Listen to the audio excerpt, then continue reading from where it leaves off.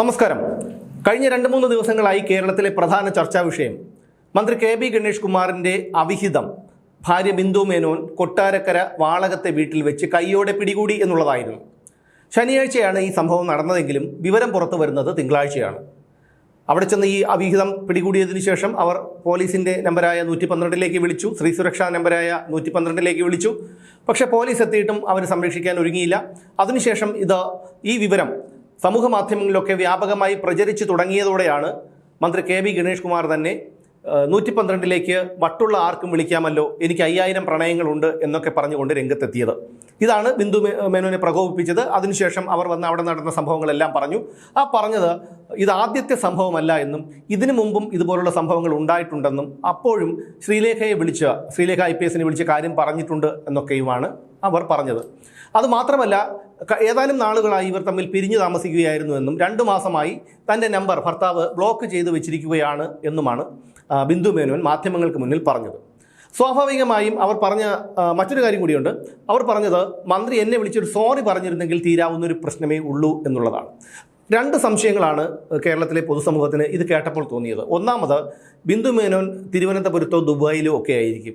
അവരെങ്ങനെയാണ് ഈ വിവരം അറിഞ്ഞുകൊണ്ട് കൃത്യസമയത്ത് അവിടെ എത്തിയത് എന്നുള്ളതാണ്. അതിൽ നിന്ന് ലഭിക്കുന്നത് ഈ ബിന്ദു മേനോന് കാര്യങ്ങൾ ചോർത്തി കൊടുക്കുന്ന ഒരാൾ അവിടെ ഉണ്ടായിരുന്നു എന്നുള്ളതാണ്.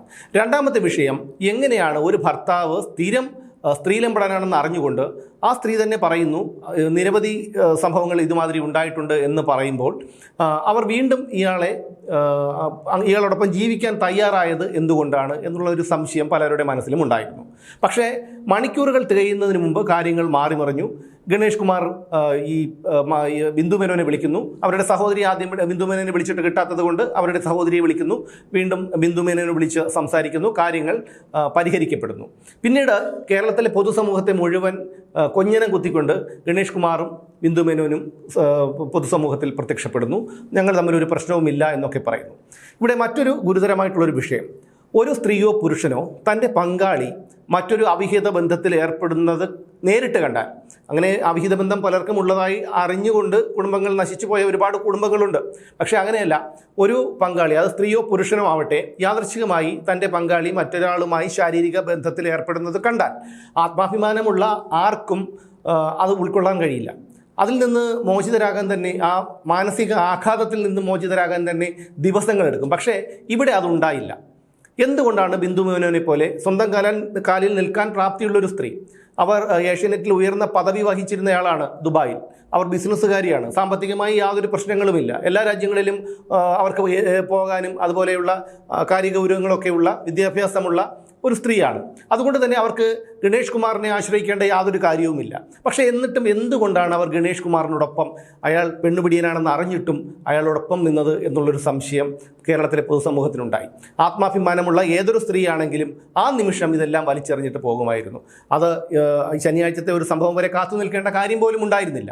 അതിനു മുമ്പ് തന്നെ ഇയാളൊരു സ്ത്രീലമ്പടനാണെന്ന് പണ്ട് മുതലേ എല്ലാവർക്കും അറിയാവുന്ന ഒരു കാര്യമാണ്. അത് അറിഞ്ഞുകൊണ്ട്, അതായത് 2013 അദ്ദേഹത്തിൻ്റെ ആദ്യ ഭാര്യ യാമിനി തങ്കച്ചിയുമായി ബന്ധപ്പെട്ടുള്ള വിഷയങ്ങളും സോളാർ പരാതിക്കാരിയുമായി ബന്ധപ്പെട്ടുള്ള അവിഹിത ബന്ധവും അതിൽ ഒരു കുട്ടിയുണ്ട് എന്നുള്ള CBI റിപ്പോർട്ടുമൊക്കെ ഈ ബിന്ദു മേനോനും അറിവുള്ളതാണ്.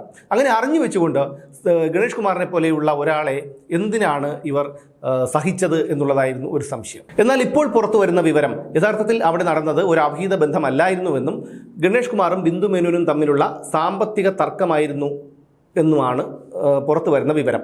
അതായത് കഴിഞ്ഞ ലോക്സഭാ തെരഞ്ഞെടുപ്പിന് ശേഷം, 2024 നടന്ന ലോക്സഭാ തെരഞ്ഞെടുപ്പിന് ശേഷം മറ്റു സംസ്ഥാനങ്ങളിൽ തെരഞ്ഞെടുപ്പ് പ്രചാരണത്തിന് പോകേണ്ട പിണറായി വിജയൻ അതിന് പോകാതെ പിണറായി വിജയനും കുടുംബവും സിംഗപ്പൂർ, മലേഷ്യ സന്ദർശനത്തിന് പോയി. അതൊരു ഔദ്യോഗിക സന്ദർശനമല്ലായിരുന്നു, സ്വകാര്യ സന്ദർശനമായിരുന്നു. അതേ സമയത്ത് തന്നെയാണ് ബിന്ദു മേനോനും ഗണേഷ് കുമാറും ഈ രാജ്യങ്ങൾ സന്ദർശിക്കുന്നത്. അതൊരു അസ്വാഭാവികമായിട്ടുള്ളൊരു കാര്യമാണ്. പ്രത്യേകിച്ചും പിണറായി വിജയന് ഔദ്യോഗിക യാത്രകളിൽ അല്ലാതെ സ്വകാര്യ യാത്രകളിൽ മറ്റൊരാളെയും കൂട്ടുന്നൊരു പതിവില്ല. ഔദ്യോഗിക യാത്രകളിൽ പോകുന്നെങ്കിൽ തന്നെ മന്ത്രിമാരെ മാത്രമേ കൊണ്ടുപോകാറുള്ളൂ, അവരുടെ കുടുംബാംഗങ്ങളെ ഒന്നും കൊണ്ടുപോകാറില്ല. പക്ഷേ പിണറായി വിജയൻ്റെ മകളും ഭാര്യയും ചെറുമകനും എപ്പോഴും കൂടെ ഉണ്ടാവും. അത് നമ്മൾ പല വിദേശ യാത്രകളിലും കണ്ടതാണ്. പക്ഷേ ഇവിടെ അതിൽ നിന്നൊക്കെ വ്യത്യസ്തമായി ഗണേഷ് കുമാറും ബിന്ദു മേനോനും അവിടെ വെച്ച് കാണുന്നു. മുഖ്യമന്ത്രിയുമായി അവിടെ അതേ രാജ്യങ്ങളിൽ, മലേഷ്യ, സിംഗപ്പൂർ രാജ്യങ്ങളിൽ ഇവർ തമ്മിലുണ്ടായിരുന്നു. അന്ന് ഇത് വലിയ ചർച്ചയായതാണ്. പക്ഷേ സാധാരണ എല്ലാ വിഷയങ്ങളെയും പോലെ അത് അണഞ്ഞു പോവുകയാണ് ചെയ്തത്. ഇപ്പോൾ പുറത്തു വരുന്ന വിവരം അവിടെ വെച്ച് 300 ബസ്സുകൾ വാങ്ങാനുള്ള ഒരു കരാറുണ്ടാക്കിയെന്നും ബിന്ദു മേനോൻ്റെ നേതൃത്വത്തിൽ ഒരു കരാറുണ്ടാക്കിയെന്നും അതിൽ വൻതുക കമ്മീഷനായി കിട്ടിയെന്നും ഇത് എല്ലാവരും കൂടി വീതിച്ചെടുത്തു എന്നുള്ളതുമാണ് പുറത്തു വരുന്ന വിവരം. അപ്പോൾ ഈ കമ്പനിയുടെ ഈ ഒരു 300 ബസ്സുകൾ വാങ്ങിയ കമ്പനിയുടെയോ മറ്റോ പ്രതിനിധി ആയ ഒരു സ്ത്രീ ഗണേഷ് കുമാറിനെ കാണാനായി വരുന്നു. ഇതറിഞ്ഞുകൊണ്ടാണ്, കാരണം ഗണേഷ് കുമാർ തങ്ങളെല്ലാം കടത്തിവെട്ടി ഒറ്റയ്ക്ക് കാര്യങ്ങൾ ഡീൽ ചെയ്യുന്നു എന്നുള്ളൊരവസ്ഥ എത്തിയപ്പോൾ ആണ് ബിന്ദു മേനോനും ഗണേഷ് കുമാറും തമ്മിൽ ഇടഞ്ഞതെന്ന് പറയുന്നു. അപ്പോൾ അങ്ങനെ വന്നപ്പോഴാണ് ഈ ഗണേഷ് കുമാറിൻ്റെ അവിടെ വീട്ടിൽ വന്ന ഈ ഒരു സ്ത്രീ വന്ന കാര്യം ഇവരറിയുന്നതും ഇവരവിടെ എത്തുന്നതും ഫോട്ടോ എടുക്കുന്നതും. അവിടെ വന്നത് ഒരു കമ്പനിയുടെ പ്രതിനിധിയാണ് എന്നുള്ളതാണ് ഇപ്പോൾ പുറത്തു വരുന്ന വിവരം. അവിടെ ശാരീരിക ബന്ധം ഉണ്ടായിട്ടുണ്ടോ ഇല്ലയോ എന്നുള്ള കാര്യമൊന്നും അറിയില്ല. പക്ഷേ എന്തായാലും അങ്ങനെ ഒരു സംഭവം അവിടെ ഉണ്ടായിട്ടുണ്ടോ. പിന്നെ ഈ പറയുന്ന ബിന്ദു മേനോൻ പറഞ്ഞ മറ്റൊരു കാര്യം, ഞാൻ 112 വിളിച്ചതിന് ശേഷം മുഖ്യമന്ത്രിയുടെ മകൾ വീണയെ വിളിച്ച് കാര്യം പറഞ്ഞിരുന്നു, എൻ്റെ കയ്യിൽ എല്ലാ തെളിവുകളും ഉണ്ട് എന്ന് പറഞ്ഞിരുന്നു. പിന്നെ അവർ പറഞ്ഞ മറ്റൊരു കാര്യം, മുഖ്യമന്ത്രിയുടെ മകളെ ഞാൻ എല്ലാ മാസങ്ങളിലും ഓരോ മന്ത്രിമാരുടെ വീട്ടിൽ വെച്ച് മന്ത്രിമാർക്ക് വേണ്ടി ഒരു ഡിന്നർ നടത്തുന്ന ഒരു സമ്പ്രദായം പിണറായി വിജയൻ സർക്കാർ അധികാരത്തിൽ വന്നതിന് ശേഷം കൊണ്ടുവന്നിരുന്നു. അത് പൊതു ഖജനാവിൽ നിന്നാണ് ആ പണം ചെലവഴിക്കുന്നത്. അങ്ങനെ വന്നപ്പോൾ അവിടെ വെച്ച് 1-2 തവണ വീണയെ കണ്ടു. ആ പരിചയത്തിൻ്റെ പേരിലാണ് മുഖ്യമന്ത്രിയുടെ മകളെ വിളിച്ച് കാര്യം പറഞ്ഞത് എന്നാണ് ബിന്ദു മേനോൻ പറഞ്ഞത്. ഇവിടെയാണ് നമ്മൾ മുമ്പ് സിംഗപ്പൂർ മലേഷ്യൻ യാത്രകളിൽ ഈ കുടുംബം ഒന്നിച്ചുണ്ടായിരുന്നു എന്നുള്ള കാര്യം ചിന്തിക്കേണ്ടത്. അപ്പോൾ അവർ ബോധപൂർവം ആ വിവരം അവിടെ മറച്ചു വയ്ക്കുകയാണ് ചെയ്തത്. പക്ഷേ മുഖ്യമന്ത്രിയുടെ മകളെ വിളിച്ച് പറയേണ്ട യാതൊരു കാര്യവുമില്ല. ഇവർക്ക് രക്ഷയാണ് വേണ്ടിയിരുന്നതെങ്കിൽ ഗണേഷ് കുമാർ ഉപദ്രവിക്കുമെന്നോ അല്ലെങ്കിൽ പോലീസിൽ നിന്നുള്ള സംരക്ഷണമാണോ വേണ്ടിയിരുന്നതെങ്കിൽ ഇവർ ഏഷ്യാനെറ്റിൻ്റെ ഒരു വലിയ ഉന്നത പദവിയിലിരുന്ന ഒരാളാണ്. അതുപോലെയുള്ള ബന്ധങ്ങളുള്ള ഒരാൾക്ക് വേണമെങ്കിൽ ഏഷ്യാനെറ്റിലോ അതുപോലുള്ള മാധ്യമ പ്രവർത്തകരെ വിളിച്ച് വിവരങ്ങൾ അറിയിക്കാം, അതല്ലെങ്കിൽ അവർക്ക് ഫേസ്ബുക്കിൽ ലൈവ് ഇടാം. അങ്ങനെ എന്തെല്ലാം കാര്യങ്ങളുണ്ടായിരുന്നു. പക്ഷേ അപ്പോഴും അത് നടന്നിട്ടും അവർ പറയുന്നത് മന്ത്രി വിളിച്ച് ഒരു സോറി പറഞ്ഞാൽ തീരാവുന്ന പ്രശ്നമേ എനിക്കുള്ളൂ എന്നാണ്.